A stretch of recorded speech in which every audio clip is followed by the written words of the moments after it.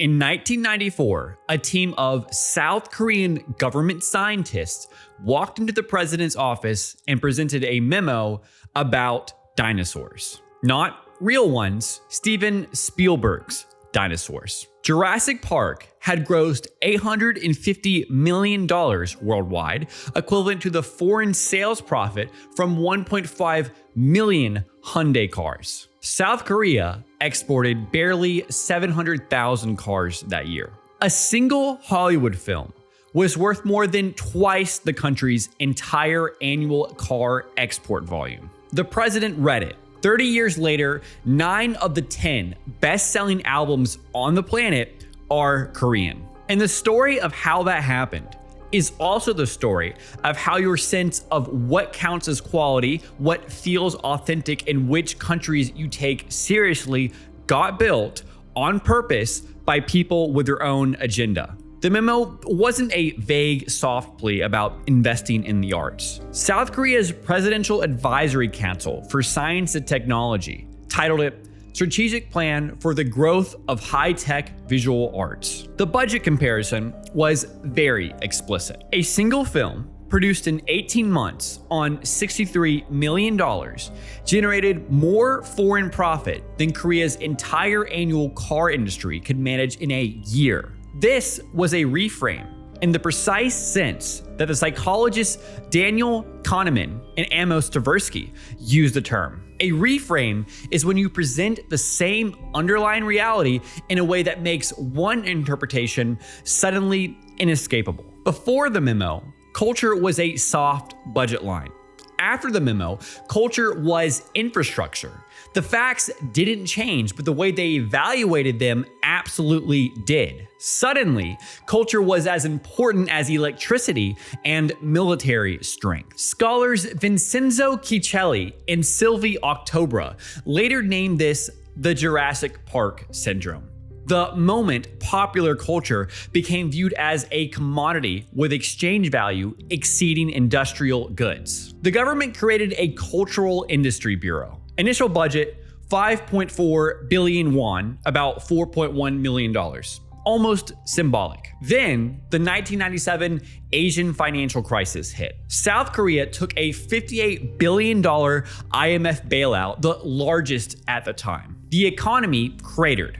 And incoming president Kim Dae-jung made what looked like a reckless bet. Spend your way out of a financial crisis by manufacturing pop culture. Government spending on culture jumped from 14 million in 1998 to 84 million by 2001. The music industry budget alone surged 15-fold in 3 years. The Korea Creative Content Agency, KOCA, received a mandate to subsidize record companies, fund overseas tours, and staff international music expos, eventually opening offices in the US, France, China, Japan, India, Indonesia, and Vietnam. But those government officials went beyond just funding production. They arranged ad sales for Asian TV stations so those stations would accept ready-to-play packages of Korean soap operas, already translated and subtitled at no cost. A country in the middle of the worst financial crisis in its history had looked at its balance sheet and decided the answer was boy bands and soap operas. But when Korea first started to take culture seriously, they realized they had a product problem. In the early 1990s, Samsung was known among expats as Sam Suck. Hyundai's Excel, launched in 1986 as the cheapest car available in America at $4,995, was a recurring late-night punchline. Jay Leno made it a regular target. Korea, in the Western imagination, meant cheap goods. A country can't be known for quality culture and cheap output at the same time. Those frames will always collapse on each other. It had to change, and the transformation was 100% deliberate. On June 7th, 1993, Samsung's chairman, Lee Kun-hee, summoned 200 executives to a hotel in Frankfurt and delivered a speech that lasted 3 days. They adjourned in the evenings. The most famous line, "Change everything except your wife and children." He had just returned from a Southern California electronics store where he found Samsung TVs gathering dust in the back while Sony and Panasonic occupied the front window. 2 years into the project, Lee discovered that phones he'd sent as New Year's gifts to Korean dignitaries didn't work. The defect rate had climbed to 11.8%, roughly 1 in every 10 headsets. He ordered 150,000 phones piled in a field outside Samsung's Gumi factory. 2,000 employees gathered. 10 workers wearing headbands that read "Quality First" took sledgehammers to the pile. Then they set it on fire. Bulldozers razed what remained. About $50 million in inventory gone. Lee told them, "If you continue to make poor quality products like these, I'll come back and do the same thing." By the end of that year, Samsung went from 4th to 1st in domestic market share for wireless phones. By 2005, Samsung surpassed Sony in global brand value. By 2011, it overtook Nokia as the world's largest smartphone maker. At about the same time, in February 1995, Samsung chairman Lee Kun-hee attended a dinner at Steven Spielberg's Pacific Palisades estate. Kate Capshaw, Spielberg's wife, had to rush to a local store for extra table linen because the Samsung guest list kept expanding. They ate Chilean sea bass with white wine. The Koreans proposed a $900 million investment in DreamWorks. Spielberg later told Time, "The word semiconductor must have been used about 20 times during that 2.5-hour encounter. I thought to myself, how are they going to know anything about the film business when they're so obsessed with semiconductors?" The deal collapsed over creative control. Samsung wanted approval over all films and priority hiring of Korean staff. But it produced a huge consequence no one predicted. Spielberg reportedly noticed that Lee Kun-hee's niece, Mickey Lee, was the only person at the dinner who seemed interested in art rather than chip fabrication. DreamWorks reapproached her directly. By spring 1995, Mickey Lee and her brother had flown to LA, met Spielberg at his studio in jeans, t-shirts, and sneakers, and committed $300 million through their family's company,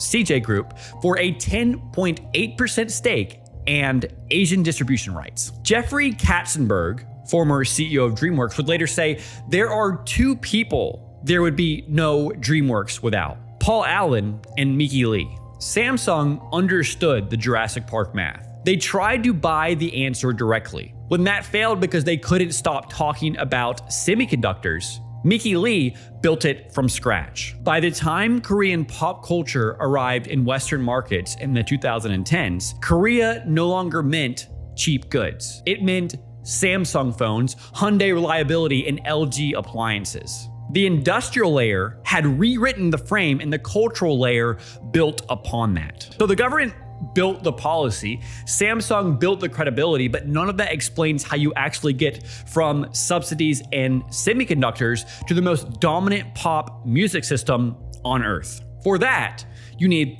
one specific person: Lee Soo-man. Lee was a modestly successful singer and TV MC in 1970s Korea. He left for California to study computer engineering at Cal State Northridge, partly to escape the creative censorship under Korea's military dictatorship at the time. While there, he witnessed Michael Jackson's rise in the MTV revolution. He came back with an inversion that reshaped an entire industry. His argument: up until that time, the majority of people thought that it is only when you become a big and wealthy country that your culture gets to shine globally. Economy comes first and then culture will follow. But I started thinking in the opposite way, that culture should be first and then economy next. The philosopher of science, Thomas Kuhn, has a term for this kind of move. He calls it a paradigm shift, and he means something very precise. The question itself changes, and everything downstream reorganizes around the new one. Lee wasn't arguing that Korea could also do entertainment.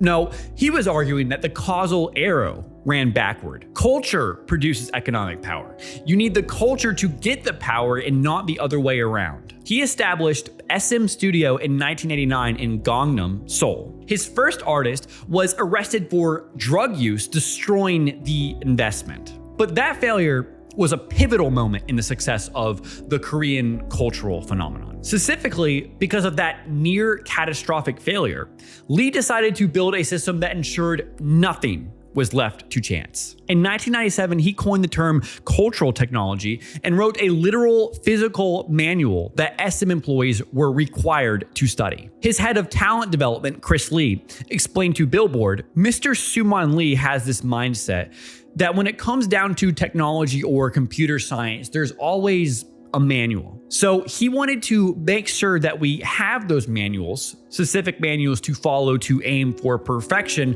when creating creative content. The numbers have become staggering. SM receives approximately 300,000 applicants across 9 countries every year. Roughly 100 out of that pile receive training. About 1% of all trainees ever debut. The cost of developing a single idol, an estimated $3 million per member. What happens inside of that system is an exact science coldly calculated. Former trainee Odious told the British Broadcasting Channel that each trainee was assigned a number and instructors called them only by their numbers, read from stickers on their shirts. It felt weird, a bit like we were in some sort of science experiment.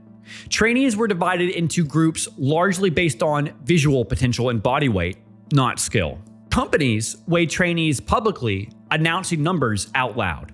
Those over the company's target are placed on water diets or denied food. The girl group aespa, debuted in 2020, contains a member named Ning Ning who moved from Harbin, China to Seoul alone at age 14 and trained for 5 years. She was the only member of her trainee cohort to survive to debut. Every other trainee from her class was cut. Another member, Giselle, trained for approximately 11 months. Same group, same debut day.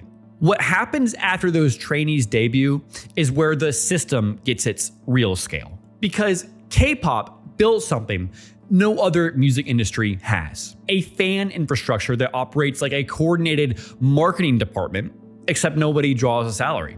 K-pop fandoms run on what Korean fans call Chonggong, or collective attack. Streaming guides circulate with instructions calibrated to evade bot detections on Spotify and YouTube. Fans in Indonesia and India wire money to US-based fans for bulk digital purchases to count towards Billboard charts. The Hyundai Research Institute estimated BTS's annual economic contribution at $4.65 billion, equivalent to roughly 0.3% of South Korea's entire GDP. Each layer of the system applies the same logic.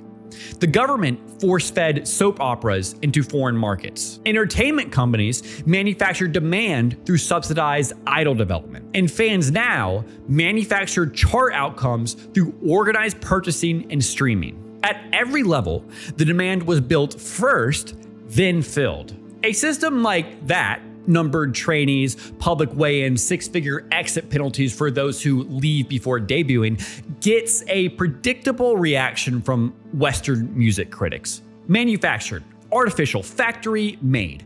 But Western pop is also extensively engineered. Swedish producer Max Martin has written, or co-written, 29 Billboard #1 hits, more than any other producer in Hot 100 history. Barry Gordy Jr., who worked on the Ford assembly line before founding Motown Records, explicitly modeled his company on Ford's production system. Songwriters worked in dedicated rooms. Musicians laid down tracks in the basement. The players called it the snake pit. Producers shaped the sound upstairs. An artist development department taught performers composure, etiquette, and choreography. Every Friday, Gordy convened a quality control meeting where new recordings were played and everyone voted. Secretaries, janitors, anyone in the building. The machine exists. The cultural convention inherited from Romanticism's insistence that real art flows from individual genius is to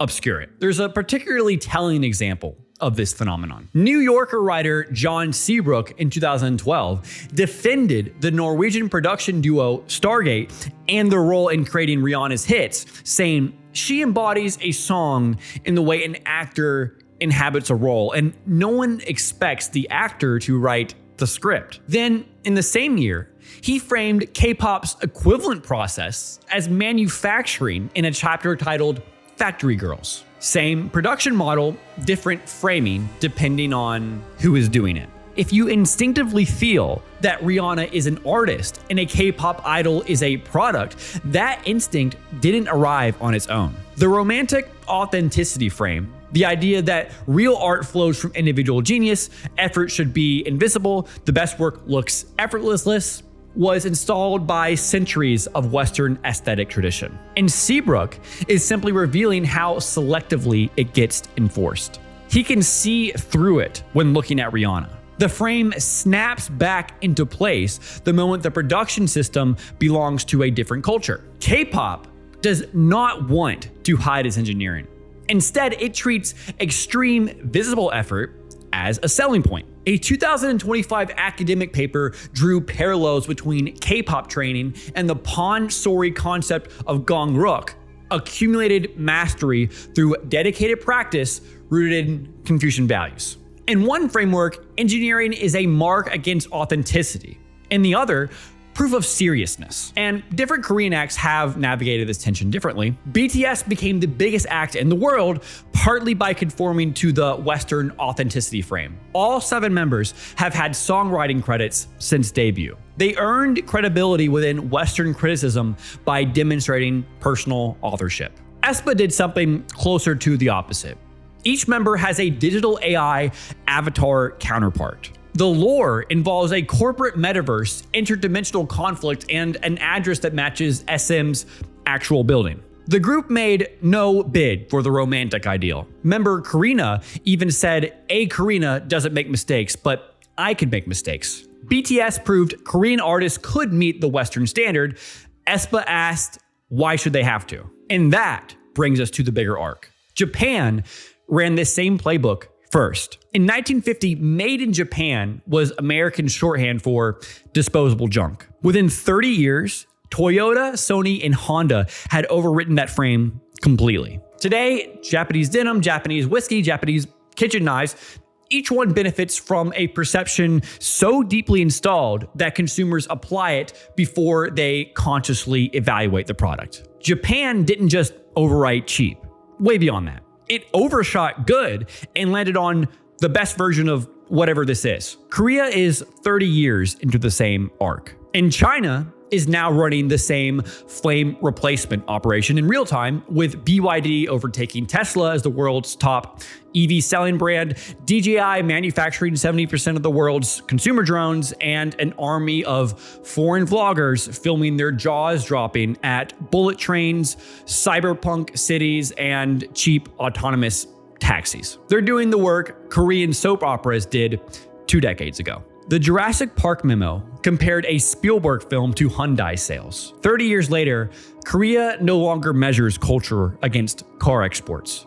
The culture is what makes the world want the cars. If this changed how you think about where your assumptions actually come from, subscribe. That's what this channel does. And if you want the deeper analysis, the stuff that doesn't fit into a YouTube video, I write a newsletter that goes further on the kind of topics that I cover here. Link in the description. Thank you for watching. I will see you in the next video.